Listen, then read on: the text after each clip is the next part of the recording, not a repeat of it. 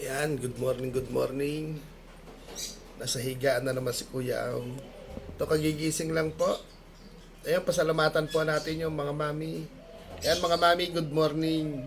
Ayan, nakareceive po tayo ng pagmamahal kay Mami Tres Marias ng Italy.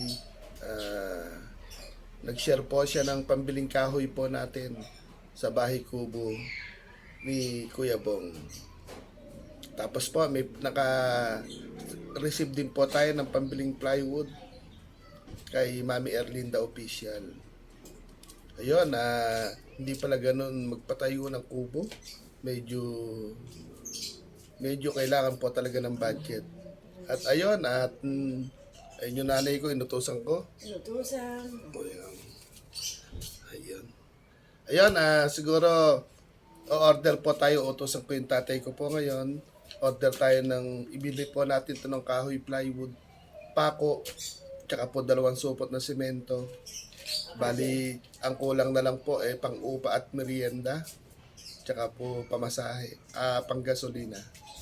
Yun, good morning po sa lahat. Upload ko po ito pang-update. Salamat po.